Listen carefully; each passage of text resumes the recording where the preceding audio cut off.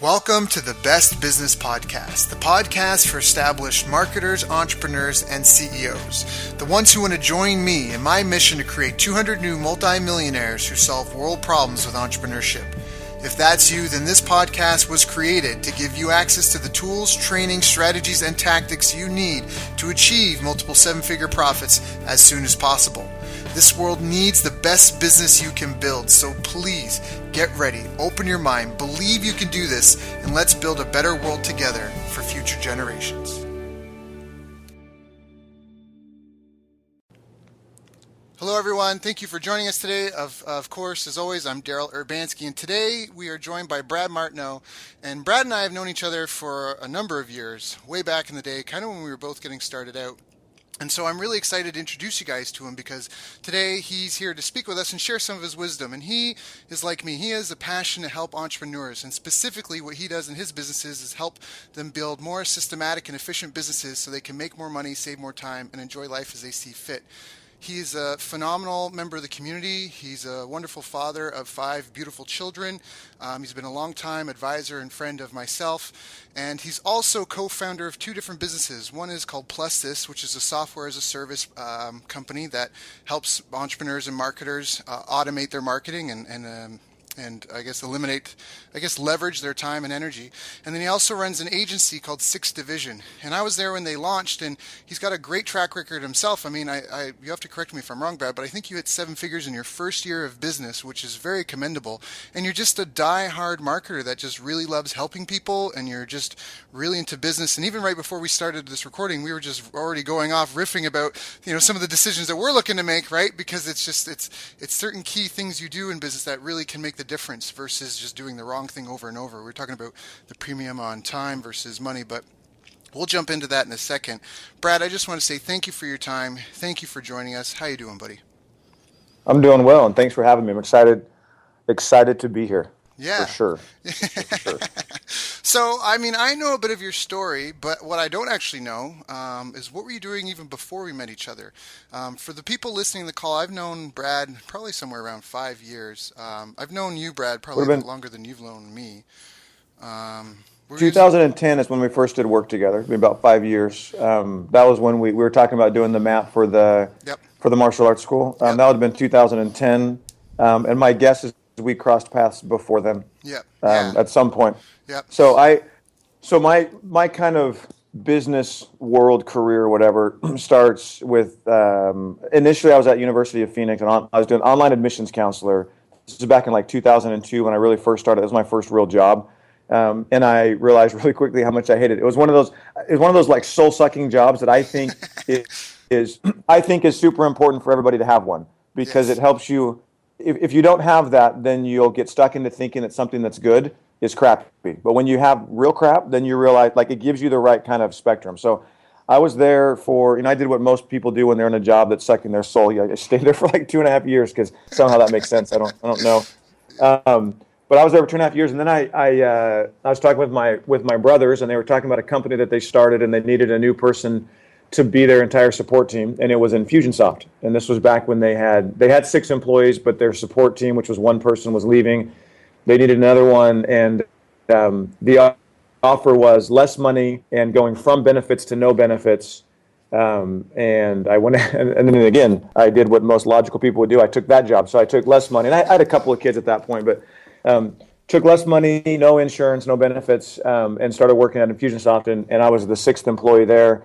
And then, and I was there for, about 2004 to 2010, so 6.5 years or so. I was the support team, and then I hired a bunch of support reps and a manager, and then I went and started the first dedicated implementation team to help customers get up and running and use the software. And then I ended up in product management, which is where I was there for most of my time, probably 5 of the 6.5 years or so.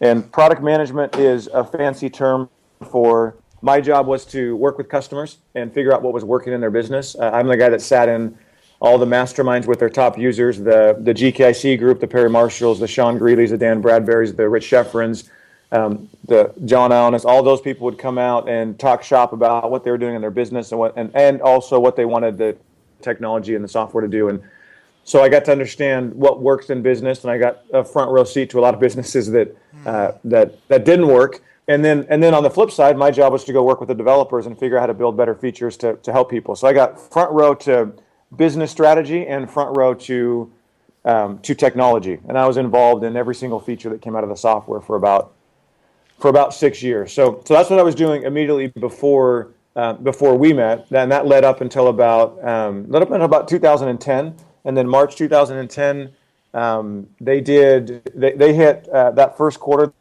They hit a couple of rough spots, and they hit a round of layoffs, and they laid off 10% of the company. At that point, they were about 150 employees, and I was in that round of layoffs. I like to tell people I got fired just because it sounds more dramatic, but really I just got laid off. So it wasn't really as cool as I like to make it sound. So that was March of 2010, and at that point I didn't really know what I was going to do, but I knew Infusionsoft really well. At that point I knew Infusionsoft better than anybody else on the planet because I was the guy that had been at the center of building all of it and seeing how it applied in businesses for 6.5, 7 years. So I said, I'll go do some freelance consulting, and I realized really quickly that I hated freelance consulting. And so I spent maybe 6 months doing the work. It was all by myself. And is there a reason why specifically you hated freelance consulting? Because some people listening might be freelance consultants, so this might, Yeah. So, and this is 100% a me thing. This is not a knock on freelance consulting. Sure. It's you've got to find what fits for you. And I think that a lot of people, when they're younger, I actually have some ages. I think it's up until, depending on how much you're paying attention, your mid-30s or whatever. You live in the world, and you believe that the world is something where you get to declare what you're passionate about and then go pursue it. And I don't think that's the case. I think that's a misnomer we get sucked into believing. I think what actually happens when you start to get successful is you realize that the way that the world works is you figure out what you're passionate about, meaning you discover it. You don't say, this is the thing I want to do, and then you go make it happen. Yeah. You're way better off discovering how you're built and how you're wired and what actually you're passionate about, and then you got to have enough guts to go chase it. Yep. And so there was a little bit of that. And what I realized is I'm not a work by myself person. I need people, and I need to be able to feed off of energy. And I'm not hey, I'll go do consulting, and I'll go sell a project this month, and I'll do it this month and next month, and I'll go sell another one, and I'll sell another one, because there's no end to that. Like I've got to have a project that I'm working on, that I got to be building something. So that for me is why freelance consulting wasn't going anywhere. And I've discovered, I don't know if it's unique to me, but I've discovered this about myself. I don't possess the discipline to do something that I don't believe in. So I just stopped. Well, there's a problem with that. When you're married and you have kids and they want to eat and they want to live somewhere and you don't work, then there's no money coming in. That starts to create a problem. And I call it, fortunately or unfortunately, I had enough savings that I could afford to be stupid for a while, and so I just stopped working. Right. Well, funny thing happens. When you're not making money, then your savings go away. And so leading up I lasted maybe 4 or 5 months or so, and I did just a little bit of work. But if I charted in the graph my income, it went up a little bit after I left, and then it just spiked. Right. So then I said, well, I got to do something. I know freelance consulting is not the game, so I figured I'd take the next thing that appeared to be the silver bullet, which was I'll just go create a membership site, and I'll do interviews with the top users, and then I'll show other people how they're doing stuff, and I'll create this interview site, and I'll do this one thing for a bunch of people, and that will solve all my problems. Well, that's sort of true, except there's a lot more to it than just that idea. So I went to InfusionCon. This is where we met initially, and in fact, it was probably 2011, I think, when we first started doing work, and I sold this idea of the membership site, and then I sold like some brief, like I'll help you come up with a map of how you need to run your business and outline in Infusionsoft. And I sold I got like 85 people out of a room of maybe 350 that signed up into this program. Yep. And I was so, I'll just call it as it is. I was so dumb at that point that in my mind, the way that process is, well, 85 people times $50 a month, that's only, $4,500 a month or whatever, $4,000 a month. That's not going to pay my bills. So this business model doesn't work. Like I didn't quite understand or appreciate the fact that it's going to take you longer than one event to like build the business. Right. So I didn't really. I started doing the interviews, but I didn't really do anything to market or to grow that. And so it started to fizzle, and then that money went away, and then about that time I connected with my now business partner, and there's a story behind how we did that, but he tried to recruit me to work at another company doing what we do at 6th Division, but doing it for enterprise companies. So playing in the Salesforce Marketo world. Right. And I lasted there about 3 weeks, and then I convinced him to come back, and then we started Sixth Division, and really it was 2012.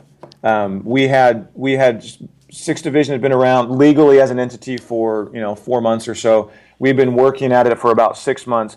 Hadn't taken any money out as owners, which is just stupid. There are a lot of dumb like the first 3 or 4 years of me being on my own. It's a book on how not to do it. Right, So, but I mean, everybody has to go through.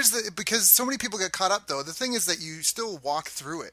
Like the yes. problem people get is the paralysis by analysis, that they need everything to be perfect. The reality is like you're gonna make mistakes and it's gonna hurt, but so what? Like keep moving forward. Yeah. So, Yes. yeah, Yes. keep going. So we rolled into InfusionCon, and what we had just signed. We had just done a personally guaranteed lease on the space we're in now, which is about 2,000 square feet. We didn't really have any consistent revenue income coming in. 3-year lease. Again, not necessarily the smartest business decision at that point, but we're like, well, we got to have a place to bring people because all of our stuff is in person and we make people come out and all that. So we signed on the space, and then we had just committed $20,000 or $30,000 in a sponsorship to Infusionsoft for InfusionCon. Right. So, Not sure. so we roll up, and our sponsorship was set up in a way where we'd have an opportunity to sell in a bonus session on the second night of InfusionCon. We're going to sell something, whatever it was at that point. We didn't know. Right. I remember because I was there. Yeah. So we rolled into the conference, and things are going fine. We've got pretty good exposure. I wake up on the second day of InfusionCon, and I'm selling that night, and I have alerts from all of my bank accounts, business and personal, that they're all overdrawn. Like every single, I got no money to my name.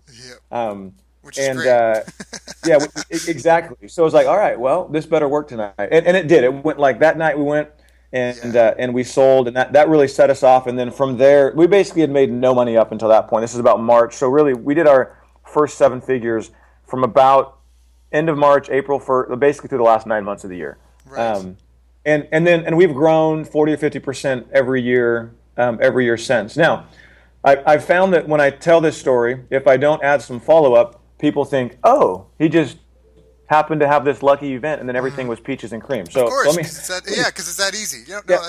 So let me just add a little bit more detail to that first year of 7 figures. The best way that I can describe it is it was pure hell. Like there's no other way to describe it. So we went into the event and we sold our flagship offering, which is a 2-day makeover. People come out to our office and we crank and do a bunch of work. So, and we sold a ton of them. And like to the extent that I remember the event. There was like a stampede. Yes. Yeah. To the extent that we had from the first week in April until I think it was the middle of August or September. I'm going to go August to be more conservative, but it was somewhere in there. So April, May, June, July, August. So 4 to 5 months. Every single week, we had 4 to 6 businesses, depending on the schedule, that would come out, and they'd sit down one-on-one with one of our consultants. But every single week, they were out, and we were going in, and we were spending 2 days diving in, doing just cranking on people's businesses. Now, the thing is, if somebody comes out and works with us now, they'll be like, oh, that's not that bad. You just come hammer for 2 days. Well, the problem then is that we didn't know what we know now. So now we've got a system and a process, and it's really well defined. Mm-hmm. Back then, clients would come out for the first 2 days. We'd build a bunch of stuff, but I'm super effective about making sure we create an amazing experience. And so we didn't have a system around how to define this is exactly what we're going to do. Essentially, our value proposition was, we've been around this longer than anybody else. We're smarter than anybody else. If you come out in 2 days, I guarantee we'll get more done than anybody else could get done for you. Right. So, which is great, but what ended up happening is we would spend 2 days, and then over the course of the next 2 to 3 weeks, we'd spend about another day. Well, that's great.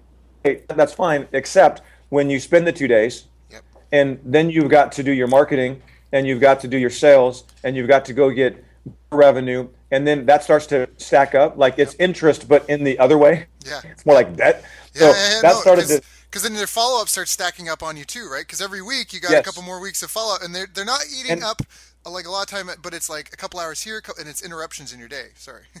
Yes, and there were 2 weeks in that 4-month span where we did 2 sets of makeovers. So like it was crazy, and again, like we didn't sell 7 figures worth in that event. So basically that year, any event that remotely, like we thought there was somebody that was going to be using Infusionsoft or might want to use it. We sponsored, I don't know how many events we sponsored that year, but we were traveling all the time, and we didn't have the team that we have now. So it's like, who answers the phones? Well, we do. Who does the bookkeeping? Well, we do. Who, like, all of that. So it was insane. And we got to the end of the year, and initially we did our planning for 2013, and we said, oh, okay, we want to double because that's what you're supposed to do. And then we chewed on that goal for about 5 minutes. It might have been a day or whatever. And we came back around and we said, wait a minute, why are we being dumb?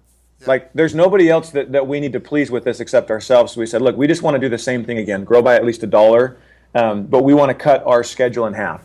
Right. And so that was the focus of 2013, and we were able to do that.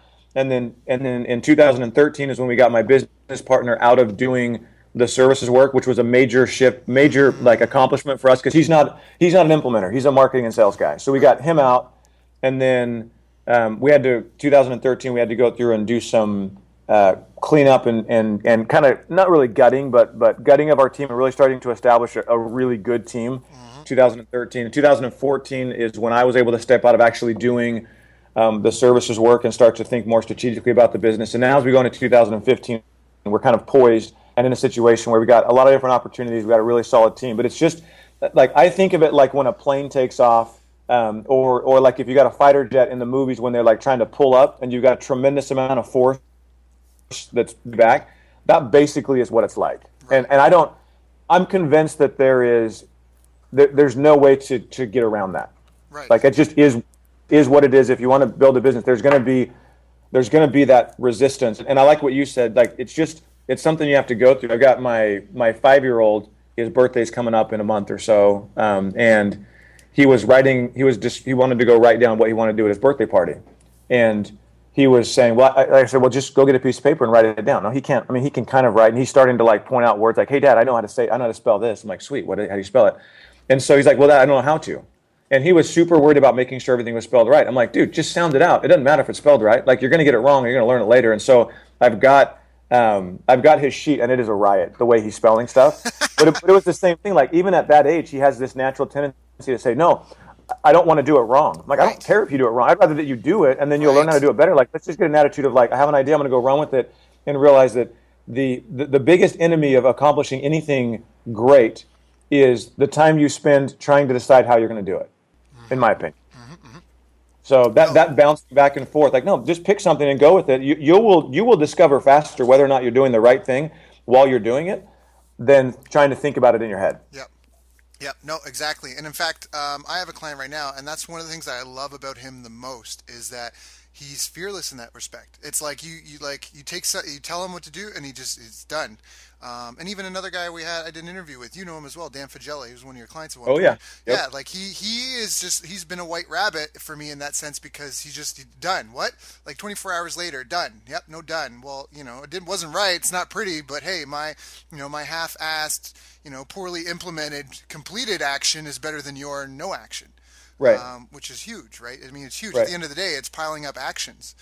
Yeah, and I think there's besides just the fact that you get stuff implemented, there's a psychological impact when you have we'll call them open loops. I know people talk about that, and there's a copywriting strategy around that, right? But when you have unfinished or unmade decisions that are rolling around in your brain, it impacts everything else that you do. And so what I've found is because I was at the gym. This is where it hit, and I posted a thing on Facebook. This is like every once in a while I have a thought that I'll post, but post on the gym. I'm at the gym, and I've been like over the last 2 or 3 months, I've been kind of getting back into the rhythm. I just figured, look, I'm not the one that's just going to start going, so I just got to get back in slowly. And I'm at the gym on a Monday morning, and I'm processing in my head, what do I want my workout routine to be? And I'm going to go 3 times a week, and then I'll play basketball 2 times a week because I'm kind of addicted to basketball. And so I'm planning, okay, well, do I do like chest and back and then legs and then shoulders and arms, or do I do chest and arms and then legs and then shoulders and back? Like, I'm going through this in my mind, and it hit me like, dude, it doesn't freaking matter. You're not a bodybuilder, and you're not trying to be a bodybuilder. So just pick something and then and then go do it. And that's when I realized that indecision about weightlifting was affecting how I show up as a husband, how I show up as a father, how I show up as an entrepreneur, how I make decisions. Like any of those things that are open that you haven't made a decision on, they affect everything else that you do.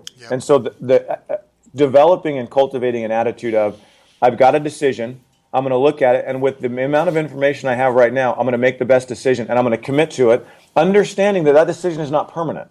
Right. So I can go down that road for 2 weeks and be like, oh, well, this is stupid. I'm going to change it. Great, then change it. But get out of the, I don't know what I'm going to do because I don't have enough information. You have enough information to make a decision. Maybe not the perfect one, but you can make a decision that will then lead to more information to make a better decision. So. Right.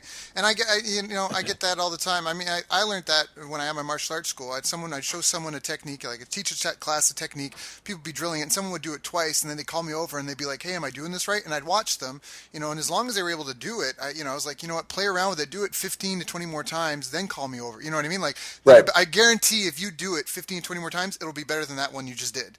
Right. And so it's exactly like you said, like, it's just, it really is a lot about action and implementation. And I love what you said about how it's just something you have to go through to build the business, because I really think that that's true. I mean, a lot of people peddle, shortcuts and, less time, save money and, less save time and all this stuff. And there are, like,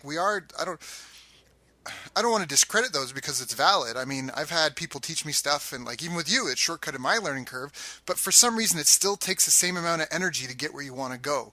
And even when I first started getting really good at automation, if I had like a list of 101 things to get done every day, and I learned to automate 40 of them, I don't now have 61 items to do. I get a whole new 101 things to do every day. Right. Like, it's so funny because people are like, man, you must be so lucky. You're like the automation guru. You just must like kick it on the beach and that. I'm like, are you kidding? I'm like so busy so it's so funny, right? It's like the more we leverage, the more we want to leverage. But it's almost like like shooting a rocket into outer space. No matter what you do, it's going to take a certain amount of energy to get out of the gravitational pull. Like, you can't cheat that. And I don't know. I think the key there too is you talk about it's not like an either or where you say, because the fact is there's like a core set of fundamentals, like just heavy lifting work that's got to happen. Right. And then there are little things that you can do to shortcut pieces of it. I think where the problem comes is when like I look at it more from a standpoint of core fundamental business model and growth, and then minor wins here and there to help facilitate that core growth. But a lot of people, I think, and this is what I was doing early on, this is why I'm like, oh, I'm going to go launch a membership site, it'll solve all my problems. No, it won't. Membership site might alleviate some of them, but I've got to still have a core business model that you've got to have the slow growth as like your core foundation, and then you can add wins here and there. You can do a product launch here. Like, product launches can make a lot of money, but they're not a business. So right. those are quick wins, but to have and maybe I should clarify, a company, and it's really a matter of semantics, but like if you want to build something that is sustainable and is going to stick around, you've got to have a core piece of it that is just going to grow incrementally and slowly. And you may have spikes and wins where you can do a product launch that gives you some cash that allows you to keep going. But if you don't have that underlying foundation that only grows through effort and time, and there's a certain amount of pain that's involved with that, if you're not building that, then all you're doing is you got a product launch and it goes away, and you got to do another one, and you got to do another one. So it's just like you got to have that core, that core foundation that just goes, and it just takes time. It's one of those things that you look for and you're like, oh, this is never going to work. But then when you stop and look back, you're like, oh, dude, like take so you mentioned Plus This. That's our other company that we spun off of Sixth Division, because we realized that there were things that our clients wanted to do specifically with Infusionsoft that Infusionsoft just couldn't do. And we would say, oh, it's easy, just go hire a developer, they can write you a little script. Well, 99% of entrepreneurs, when you say go hire a developer, their bodies over.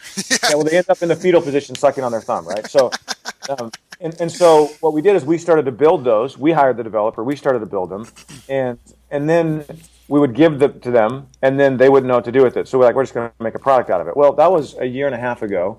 It kind of just sat for about a half a year, but the last year we've been focusing on it. And that's like the ultimate slow growth.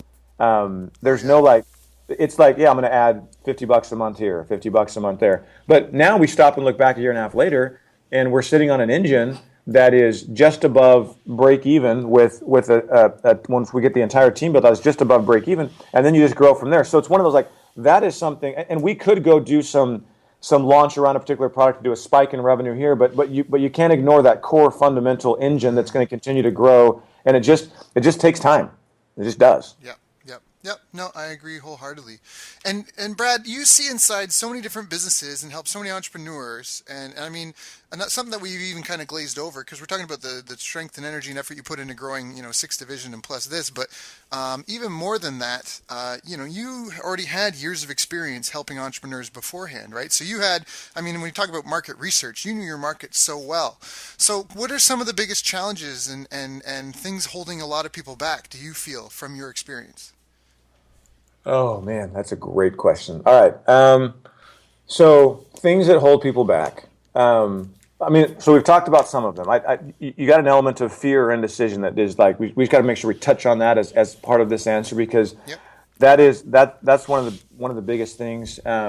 You've got, and then also we kind of talked about is chasing after the silver bullet. And I'm kind of dancing around this idea. Let me just figure out how to describe it better. There's a tendency to shy away from things that we don't understand because we think that they're going to be overly complex. Right. And then what I found is every time you dive into those things, they're really easy. Right.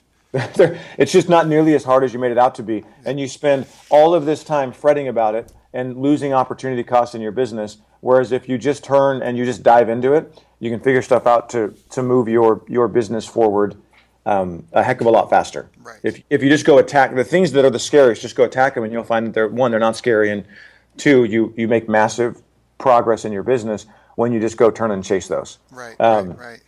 All right, let me think about. Well, yeah, because I mean, you guys have people come to you to help with automation in their businesses and that, and so you get tons of people coming through, and like you say, now you've got all these systems and processes in place. So I was just thinking that you probably have like, kind of like a couple of different. Yeah.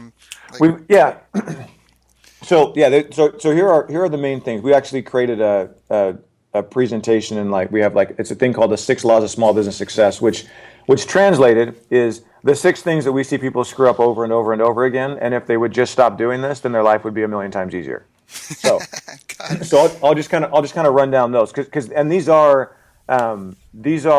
quite literally, it's not just like a lead gen piece or a thing that we send out. Right. These are things that we live by, and I'm in a mastermind with a bunch of people that we just kind of started one, and we do a thing where we share what's been working. Last quarter, I went back and I said I tried this crazy thing. I went back to what we tell people to do, and I assessed where we were falling short, and I just started doing that, and that's what had the biggest impact. So these are the 6 things. First one is the first law of small business success is always wear glasses. And what that means is you got to get clear on what the crap you're trying to do in the first place. Like, what is the outcome that you're trying to create? I think that what a lot of people do is they don't know. Like, right. As an entrepreneur, what is we'll go to the simple route. Money. How much money do you want to make? Most people can't answer that question. They want to make a lot. Okay, great. What's the number? And what they do is they're like, well, I'll just pick out a big, really big high number. No, like what is the number, like the realistic number when you go through, and it's got to be based on what kind of lifestyle you want to create though. Okay, what kind of vacations do you want to take in a year? What do you want to do with your spouse or with your kids or your family if you have it?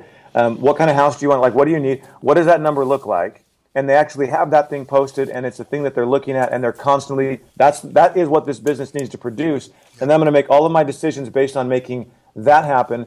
Not because what they do is without having, there's a quote that I love. It says, in the absence of clearly defined goals, we become strangely loyal to daily trivia until ultimately we become enslaved by it. And so can you say that again? Just say that again. In the absence of clearly defined goals, we become strangely loyal to daily trivia until ultimately we become enslaved by it. So in the absence of knowing exactly how much money or lifestyle I want for my business, what I do is I go to a conference and I hear somebody talk about how the next big thing is to create a membership site and to do a bunch of pay-per-click or Facebook ads. And I'm like, oh, crap, I got to go do that. Says who? Yep. Right? Like I've started, like for the first couple of years in our business, we got stuck. We just spent a bunch of time like, we got to do Google pay-per-click because that's like the default. In the business, like, oh, I got to go do search stuff. Why? I'll just go to events and I'll get all the clients I need to be able to pay me the money that I want. I don't need to do, there's no need for me to go do that. So the first one is, always wear glasses, and I'm going to short circuit the description on all these because I could do this for an hour, but always wear glasses. That's the first thing is know what you're trying to do, because if you don't, you're going to end up somewhere else. Second one, so always wear glasses. Second one is you're not the plumber. And what that talks about is you're also not the designer, you're not the developer, you're not the implementer, you're not the copywriter. You're not all of the other things in your business that take you away from being the entrepreneur. Now, I'm assuming we're talking to entrepreneurs, but if you look up the definition of entrepreneur in the dictionary, it says a person who organizes a business or businesses. Organizes and operates a business or businesses. What it doesn't say is a person so highly talented that he or she must perform every task in the business so as to save it from impending doom, right? So, but we tend to think that we have to do everything. And Clayton Mask from Infusionsoft has a quote that I love. It says, "Entrepreneurship is an exercise in letting go," and that is like I can attest to that. And everybody, if you ask anybody in my office, they'll laugh and say, "Yeah, it's been really funny to watch Brad go through this because he's got to learn how to let stuff go." And they think it's funny, and they laugh, and they like call it out when it's happening, and they laugh. And it's kind of become a catchphrase in the office too. When if people still come to me and I'm trying to get myself out of kind of staying in something that I shouldn't be in, I'll say, "Look, I'm not the plumber, so yeah, I'm sure you'll figure that out." And then they say the same thing to me when I'm trying to be the plumber. So, so that's a big one. Third one is you're not a snake. And that talks about how like if you look at a snake, you consider how they eat things. They swallow it whole and then it digests. We like to think as entrepreneurs and as businesses that we have the digestive tracts of snakes. It's not true. And so the ability to identify all of the possibilities, we call it modular thinking. It's also called the Lego principle. But the idea is I got to create a plan of all the things that I want to do, that I need to be doing. But then I attack one of them at a time. And so we call it the Lego principle because if you go buy a Lego set and you open up the box when they come out in bags. And you put each bag together individually, and then you put all of the pieces of the bags together at the end, and it creates the final product.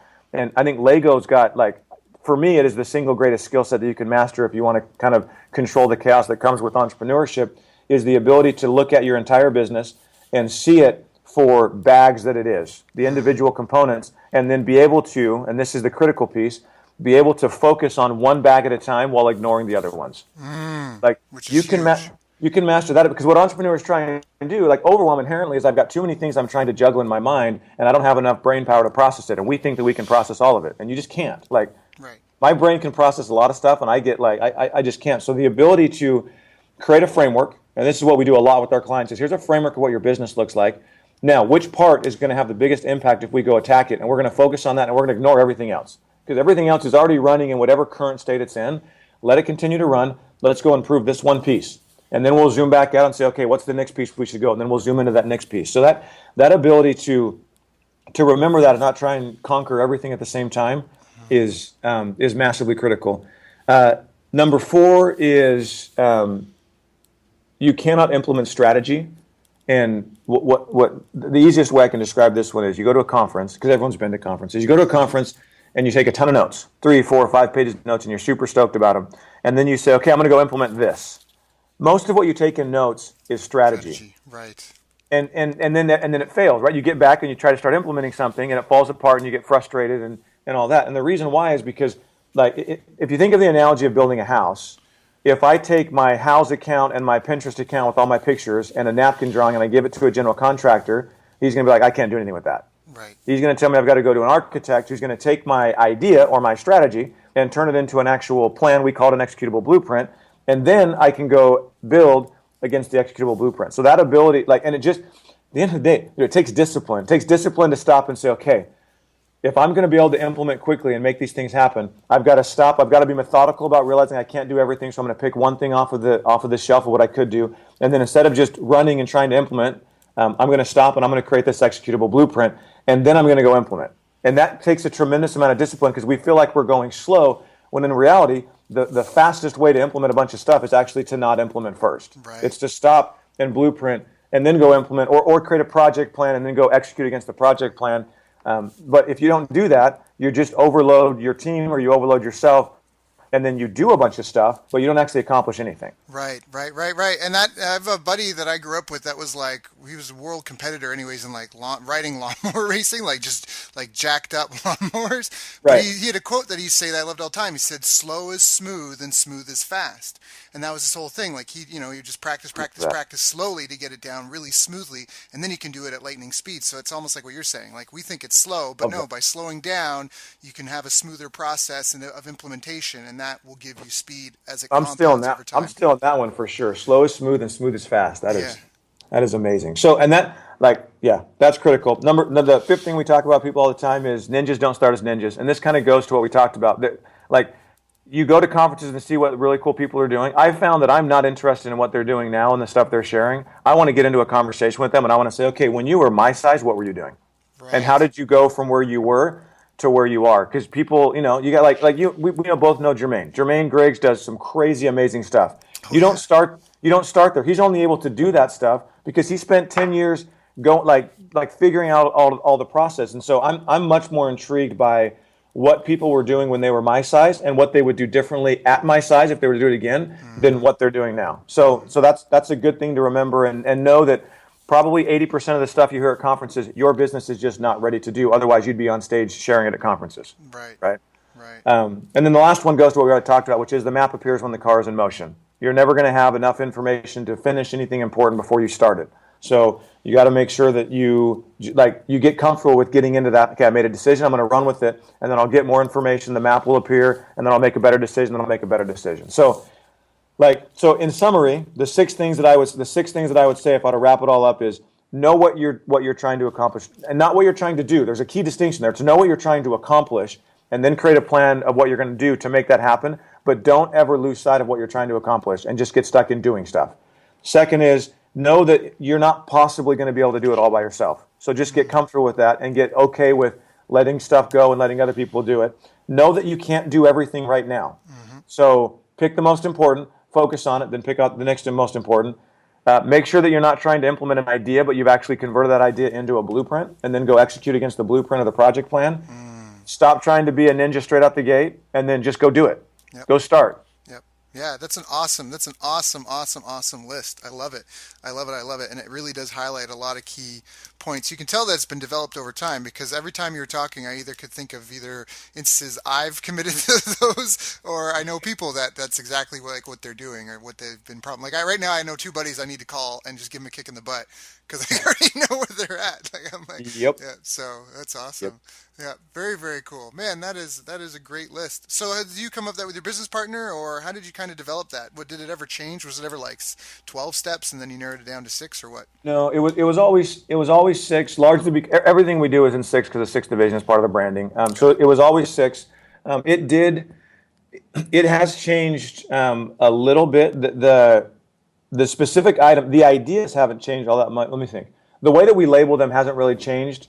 We basically sat down and I'd give a presentation and I wanted to come up with something that kind of encapsulated everything that we learned, both from meeting with and working with the top entrepreneurs like the Jermaine Griggs and the GKC and the Perry Marshalls and all those people. Like, what have we learned what do they do well that the people that are struggling aren't doing? And that was kind of the summary come up with. Some of them have changed. Like the initial one for Always Wear Glasses was a little bit different from Know What You're Trying to Accomplish. I'm trying to remember what it was. I don't even remember.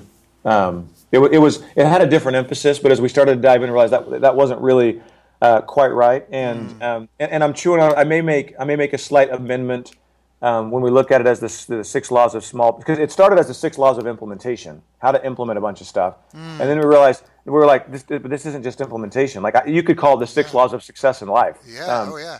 And so I think there's another one. What I may do is take the second and third that talks about you're not the plumber and you're not a snake and combine them into just you're not a snake and realize it's not your job to do everything and you can't do everything at the same time. And then add another one that is systems trump intentions.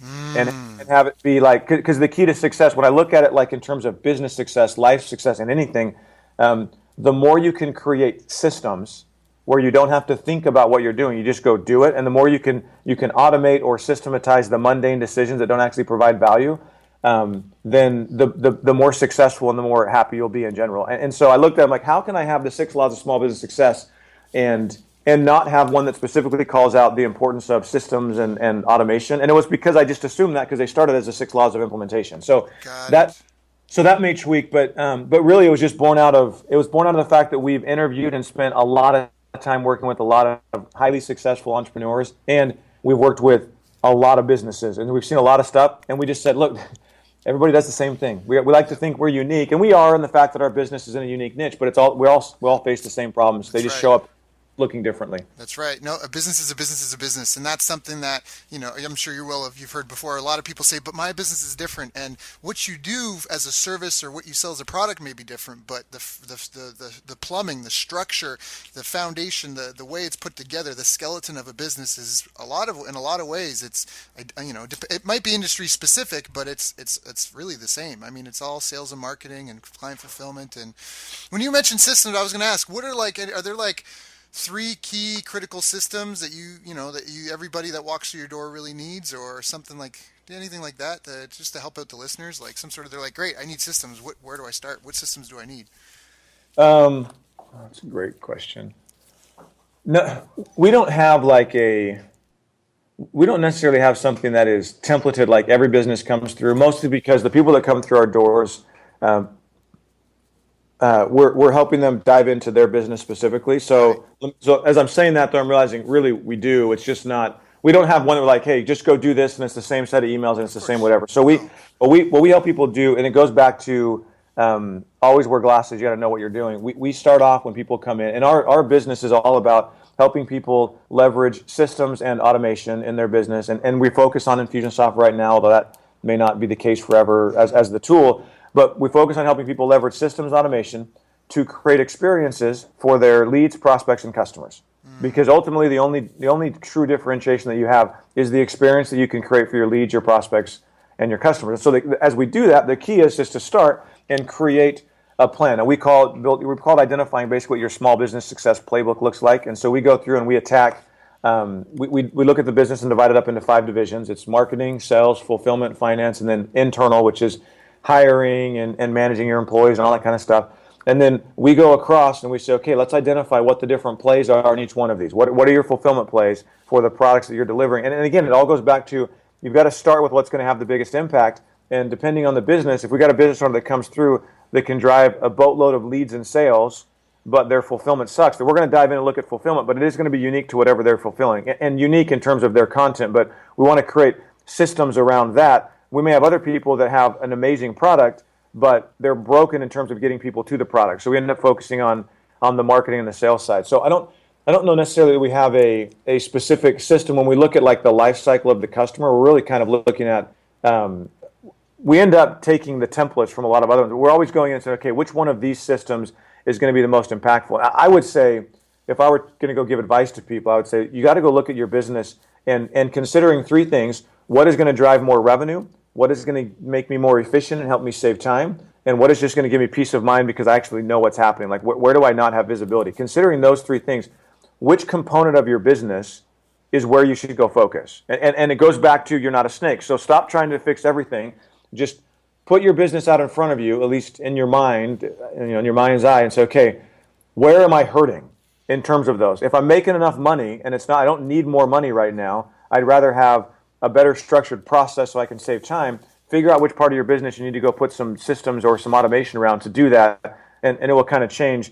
If I go higher level than just like the customer life cycle, the stuff that we end up talking with people a lot about is how to create a vision for your company, how to identify what your purpose is and what your values are, and how to create, so you can create a culture around what you're building, and then also like how to hire people and how to bring people on in a way that you don't, like most people just hate hiring. And so we end up, we've got some tools and systems around that people, when they come out, they're naturally attracted to it. And so we talk a lot about that, but I don't know if I don't have something as specific. I'm trying to think of something as specific I could provide, but that really is more of like, just, you got to stop and assess for you, what is the next most important thing, and then go focus there. Yep. No, that was awesome. I'm like glad I asked those questions. Both of those, you kind of felt like you didn't have the answer, but you gave really good answers. Okay, perfect. So, yeah, no, we're good, man. You're dropping gems. Don't worry, I got your back. Now, how about you, like specifically as the entrepreneur and kind of the center of the universe for your business, even though you're letting everything go? Is there do you have like a daily habit or a weekly habit? Like what what sort of habits do you feel of? We already talked about one before we started the recording, which I'll mention in a second. But the question I want to ask is, what habits do you think have led to your success? And for everyone listening, before the call, we were talking about a trip that Brad had gone on, and that he was considering hiring a driver for the trip, so that way he could sit in the back and work and function. And I was talking about how when I had set a goal that I went to a conference that we talked about, and on the wall it said, if you want to be broke, hang out with 9 broke people. And I was like, forget that. I want to be rich. I want to meet 9 millionaires. And I did. I met like 12 or 15. I forget how many now. But one of the first, he did that. I went and partied with him in Toronto, and he hired a car to drive us back from Toronto to Kingston, Ontario, which is like 2.5-hour drive. And I was just, to me, that was just, it's, what was the quote, Brad? You said rich people will. I said, rich people spend money to save time, and poor people spend time to save money. Right. Yeah. And that's so powerful. So that's obviously one habit that we were talking about. We talked about hiring a driver or hiring someone to come and cook for you a couple times a week and just prepare your meals for the week if they can to leverage your time. Do you have any other habits? Is there anything else like that you feel has been really so?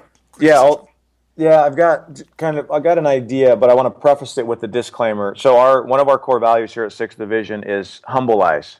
And the quote behind it, you said, what are the things that led to your success? I got to share this quote as a disclaimer. It said, it's by Bill Gates, and he said, success is a lousy teacher.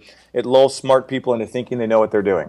Mm-hmm. And so, I think that's critical, because anytime you're looking at like, hey, what are the habits that led to success? It's a habit it's a habit that makes me feel good about what I'm doing. I don't know that I can necessarily say that it directly leads to success, or that it's something that somebody else could follow that would lead to success. So I think that's just, you got to be careful when you look at that. But the one thing that I try and do that I feel has impact is to stay disciplined to what am I trying to do, understanding that is just a painful process to figure out. Like constantly staying clear on what the objective is that I'm trying to accomplish. Like I spend an inordinate amount of time. It drives my wife nuts because she's not that way. But I want to make sure I know what I'm trying to accomplish. Otherwise, I'm never going to get there. So there's that piece of it. And the other piece is I believe firmly that nothing's real until it's on your calendar. And so the bottleneck for every single human being is the calendar. And it's the fact that I can't do anything more than the time that I have on my calendar. And so the rhythm that I've gotten into and that I'm working to get all of our companies into is every Friday we have a company meeting and we review what we're trying to make happen. Mm-hmm. And I do this personally as well, but we do it first for the business on Friday. So we've got our annual and our quarterly and our monthly planning, so we know what we're trying to have happen. And every week we have a meeting, and the purpose of that meeting is to give a status update on what we said we were going to do last week. It's kind of scrummish, what we were going to do last week, and then we look at the next week and we have our calendars out, and we go through and we say, this is what I'm going to do this week, but you're not allowed to commit to anything unless you have time on your calendar to do it. God, I love that. Yeah, with calendars handy. So a weekly meeting with calendar handy. That's perfect. So I don't ever want to hit a week without the entire week scheduled out, including buffer times. Like literally, we were doing planning with my wife this was like last week, and she's looking at my calendar. She's like, "Oh, I don't even want to ask you to do something because you're so busy." I'm like, "No, you don't understand. Like my goal when I go through planning is that this whole thing is going to be busy. So you can't look at the calendar. Like I can move stuff around. We can make whatever happen we want. But my goal is, I think Darren Hardy said if you go into the week with a calendar that's not completely booked, you're asking to get messed up. Right. You're asking for it. So the discipline of saying, okay, I know I am clear on what I'm trying to accomplish overall in the month or in the quarter or whatever, and then I'm going to sit down and every week I'm going to plan the next week out, and I'm going to plan I'm going to say, here are the things that I want to do, and I can only actually commit to those if I have time to do them and it's scheduled on my calendar. Because what we like to do, and I think I don't know why, it's from the to-do training that we got, whatever, growing up or business, but it's go create a to-do list of all the stuff you need to, and then work on the to-do list. And I'm like, no, you have to have the calendar element there to be able to tell you, because you can't, at the end of the day, like you can't just create an extra hour. Right. So whatever time it's going to take to do stuff, it's going to take. So you're way better off going back to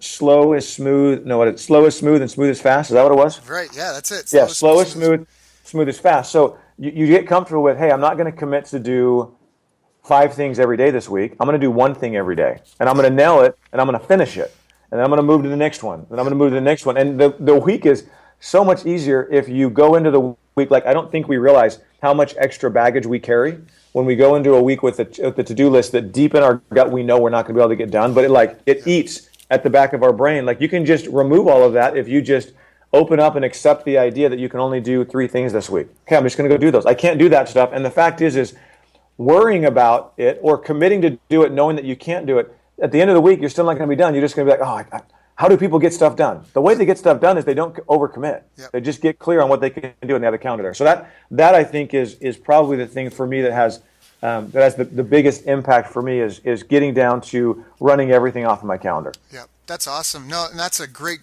tip, because that's a huge leverage point. That's a Jim Rohn quote. Who's Darren Hardy's a Jim Rohn protege.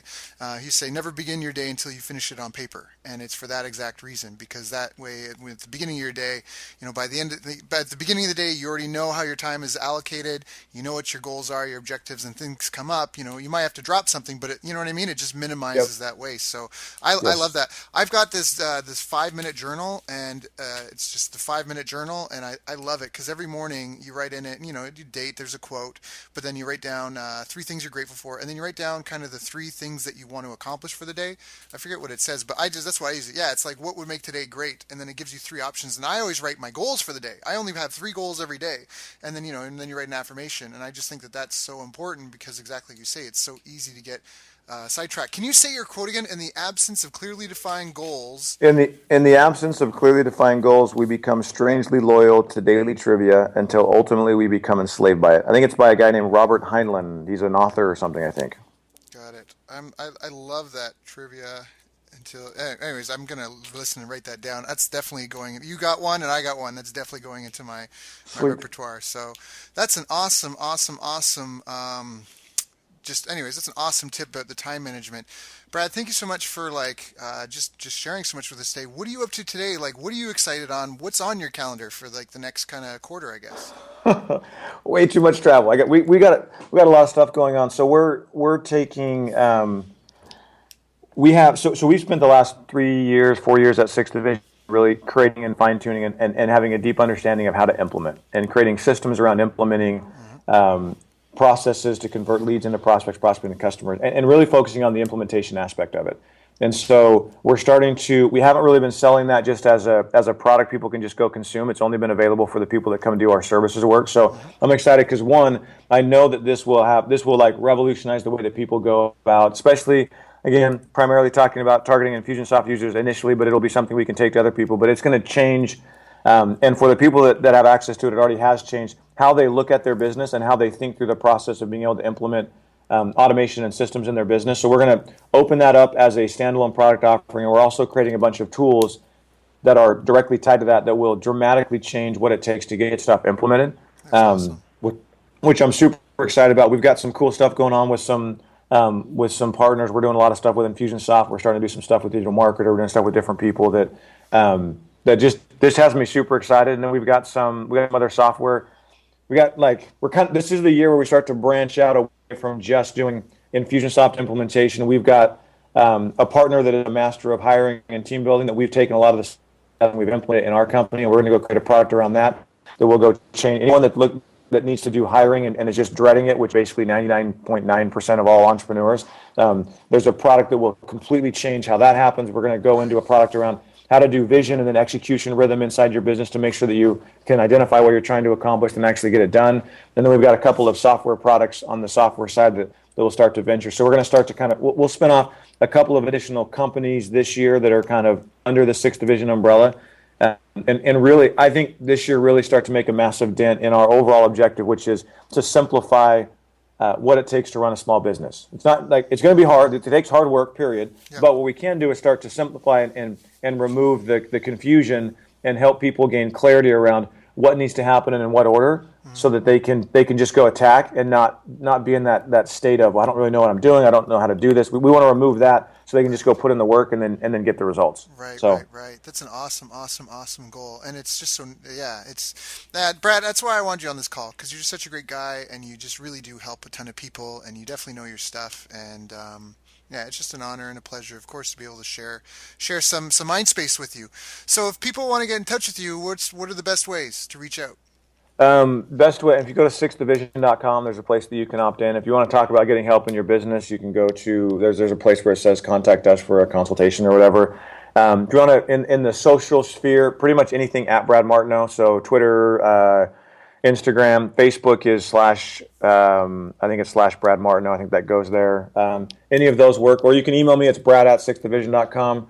And that's That's, six, SIXTH, right? Not yeah, just six. yeah, SIXTHdivision.com. Website is SIXTHdivision.com as well. So, yep, any Got of it. those will work. Got it. All right. So anyone listening, I highly recommend if any of this piqued your interest, you reach out to Brad. He does phenomenal work. He's a wonderful, wonderful man, and again, he obviously has a lot of value to share. So once again, Brad, thank you so much for joining us today. It's been an honor and a pleasure.